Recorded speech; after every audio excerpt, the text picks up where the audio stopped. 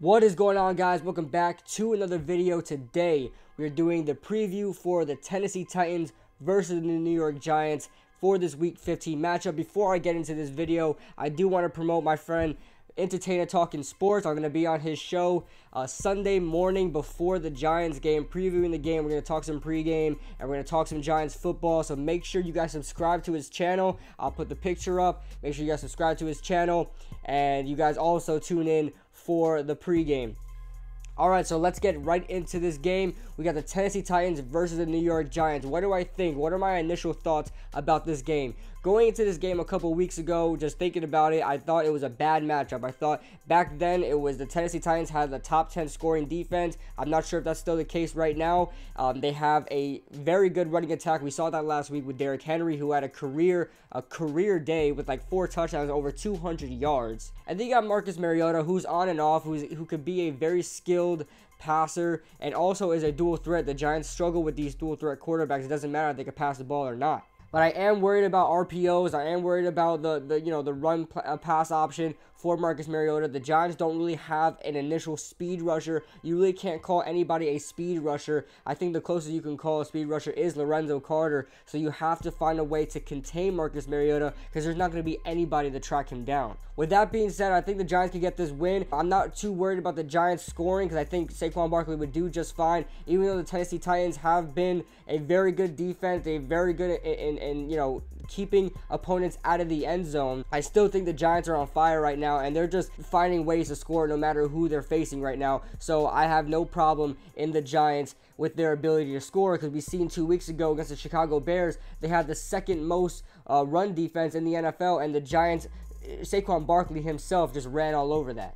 So I have no doubt that the Giants can score some points. We do have to score, however, over 21 points. 21 is the magic number in games that the Tennessee Titans have scored over 21 points. They're 5-0. So we have to keep the Titans to under 20 points, and we should win this game. They're 2-6 this year so far, scoring 20 points and under. So the Giants should be just fine as long as they score just about over 20 points. I do want to get to the Titans' road record. They're playing at MetLife, so the road record does matter.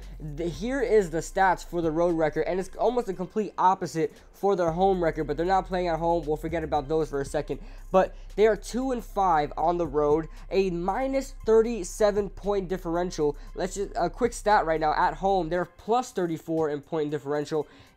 On the road, they are minus 37 in point differential, so that's a huge difference there. They have a minus 6 turnover ratio, and they have 12 giveaways. So their stats on the road is almost a completely different team when they're at home. They are definitely the definition of a Jekyll and Hyde team, and they're getting very close to that. They're almost right about 500 right now. So it all matches up. It's almost a blessing right now that we are playing at home. It is a blessing at home that we're playing at home, because the Giants should capitalize on road mistakes from the Tennessee Titans. Let's go over the injury report right now. There's not too much to go over right now. The Tennessee Titans do have quite a few guys on injury right now, but any of the crucial guys should be playing in this game. You got Tajae Sharpe, wide receiver, with an ankle injury. Did not practice on Thursday, but I expect him to play on Sunday. Brian Orakpo did not practice. He might not play in this game. He didn't practice twice with an elbow injury, so we'll see if he plays. That will be very crucial if he plays or not. Taylor Lewan, one of the best left tackles in the league right now, with the shoulder injury, limited in practice on Wednesday, did not a full participant on Thursday, so he should play on Sunday. So that's unfortunate news for us. But everyone else, I'm not really worried about. David Fluellen, Dane Cruikshank, I'm not really worried about those guys if they play or not. Just Tajae Sharpe, Brian Orakpo, and Taylor Lewan. Looks like all 3 of those guys will be playing, or Brian Orakpo might not play. But then for the Giants, we're relatively healthy. We've got Odell Beckham Jr., who did not practice on Thursday. I don't know what his status is right now. He is hoping to play on Sunday, but I don't know if that's going to happen. Hopefully, we need all the help we can get against this team. And we got Rhett Ellison on the injury report as well, but he's a limited participant. He's got an ankle injury. I think he'll be fine, ready to go for Sunday. And then you got Curtis Riley, who has a wrist injury but is a full participant on Thursday. So we are relatively healthy. The Giants are ready to go. You know, our pass rush is ready. We got 13 sacks in the last 3 games. So I imagine hopefully we can get something going. Against the Tennessee Titans. There's an interesting stat that he's sacked almost 13% of all his dropbacks. So I mean, I don't know how that's possible with Taylor Lewan and Jack Conklin, but let's see if it happens anyway. Well, I'm really looking at B.J. Hill and Lorenzo Carter to get after the quarterback. So let's go after my 3 keys to success, guys. My 3 keys to success always comes to fruition. That's the reason why the Giants win games, and that's the reason why the Giants lose games. When I do these previews, my 3 keys to success, I swear the Giants look at these things, and sometimes they don't because they lose games because of these reasons. So let's get on to the first key to success. My first key to success is contain Marcus Mariota. I know, say what you want about Marcus Mariota. He is not the best passer, right? He's very accurate, but he's not the best passer. Sometimes he has some stupid mistakes. He underthrows balls. He just throws to random defenders and it's intercepted. This and that about Marcus Mariota. Say what you want about Marcus Mariota. The Giants will make him look like a football god if we allow him to get out of the pocket and make plays. The Giants do not have a speed rusher on this team. You could argue Lorenzo Carter, but he's still coming into his own. We don't have a dominant speed rusher on this team. We're going to be chasing him all over the field, and we're not going to be able to catch him.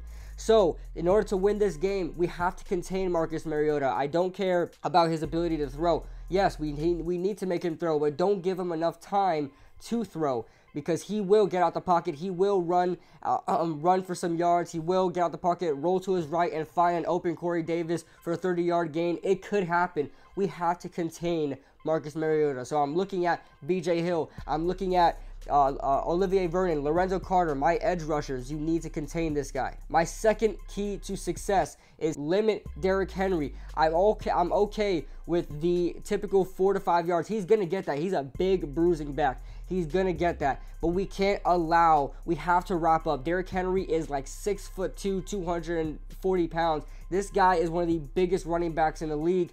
But there are times where he just falls down and he doesn't even look like he's that big. He goes down over some hits. We have to contain Derrick Henry. We have to wrap up and tackle him.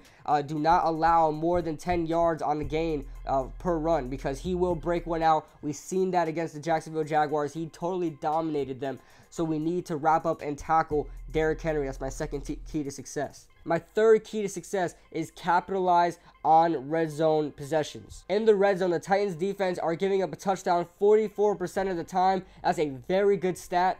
Giving up a score or a touchdown 44% of the time, I can't remember, but that's a very good stat. The Giants need to capitalize on that. If they're in the red zone and they don't get a score out of that, that might be the only time they're getting in the red zone because of that Titans defense. They need to capitalize on red zone possessions, and they should be able to get this win. So with that being said, let's get on to everybody's favorite segment. We're gonna be comparing the New York Giants depth chart with the Tennessee Titans depth chart. Let's get right into it.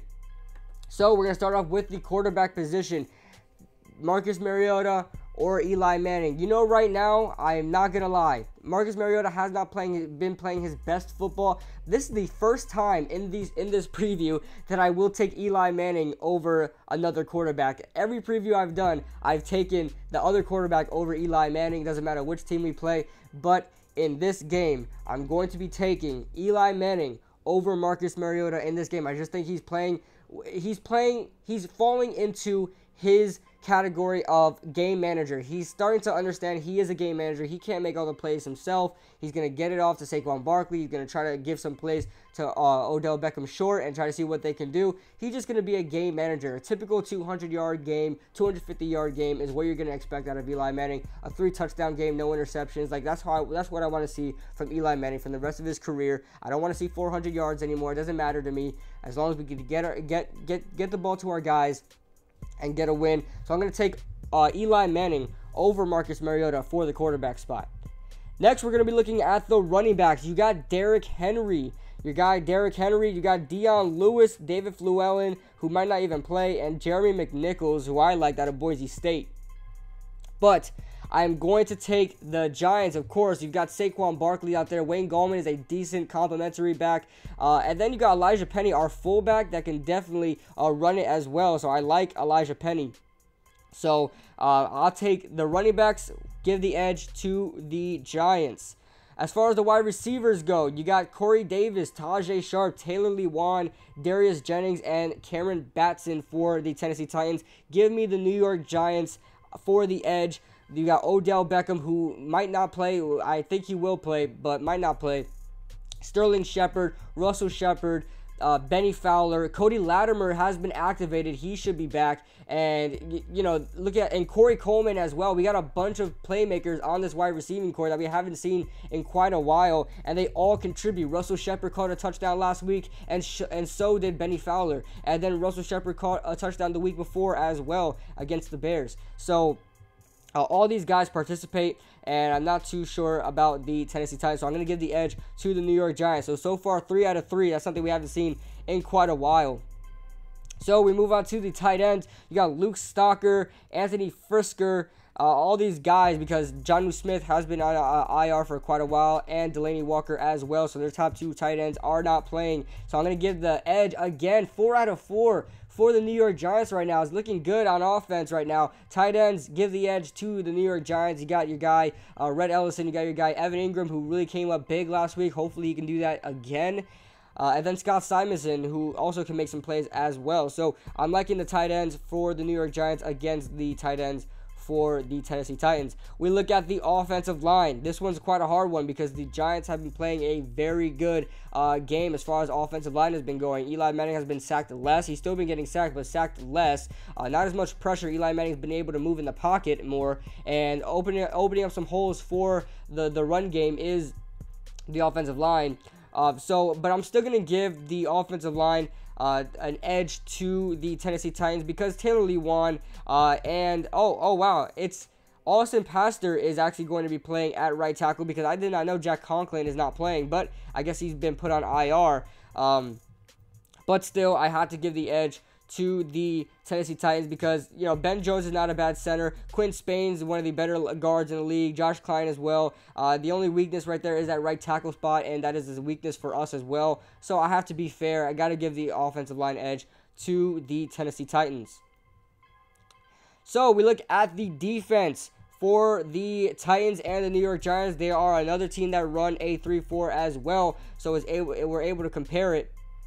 The D-line, you got Daquan Jones, Austin Johnson, and Jarrell Casey. Also with Benny Logan and Darius Kilgo at the bench spots for that D-line.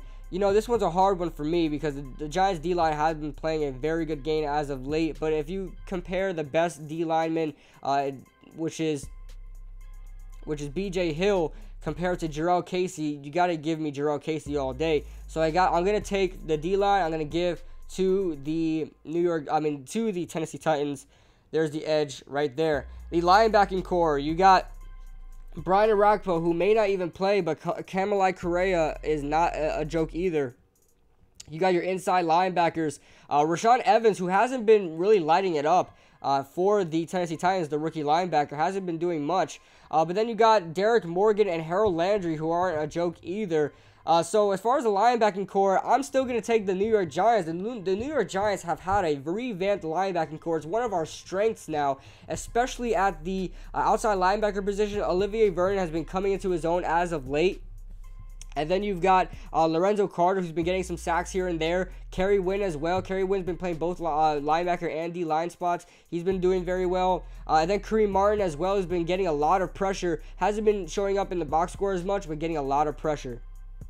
So, with that being said, I have to give the linebacker edge to the New York Giants because, especially with their inside linebackers as well, Wesley Woodyard and Will Compton, I don't think are better right now than Alec Ogletree and B.J. Goodson. B.J. Goodson has 2 picks this year, and Alec Ogletree has 5 picks this year, and he's just been lighting it up. Alec Ogletree has been doing a phenomenal job, borderline Pro Bowl player this year. So I got to give the edge to the New York Giants.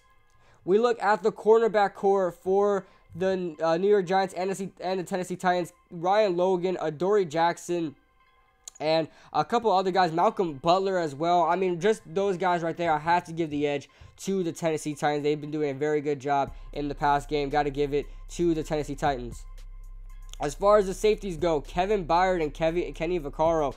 You know what? I don't like Landon Collins. I don't think he's been playing a very good season this year. And I don't like Curtis Riley, but we have been able to stop the run with Landon Collins and the passing game with Curtis Riley. He's been able to get some interceptions. You know what? I'm going to give the safety edge to the New York Giants as well. That may be a little bit biased, but I just like how the safeties are playing right now as a group. Not so much individual work, but Landon Collins in the box has been doing a very good job. Not so much in coverage. Curtis Riley as well, but Curtis Riley has like 3 picks on the season right now, something like that. So he's been doing a very good job as well. So with that being said, I think the New York Giants have the better roster right now. I didn't think I would be able to say that, but the New York Giants right now have the better roster right now, and it looks like they have a chance to win this game. If we get a chance to win this game, we just have to face Indianapolis and then face Dallas. And we just got 2 more games left after this game, guys. It's a home stretch. My score prediction for this game, Giants 27, Tennessee Titans 20, 27-20. I've got the Giants winning this game. Let me know your thoughts in the comment section below. Do you think the Giants will win this game? Do you think we can keep our playoff race alive? Let me know in the comment section below. If you guys like this video, make sure you guys like this video. Subscribe if you're new. Ring that notification bell so you never miss a video. And I'll see you guys in the next video.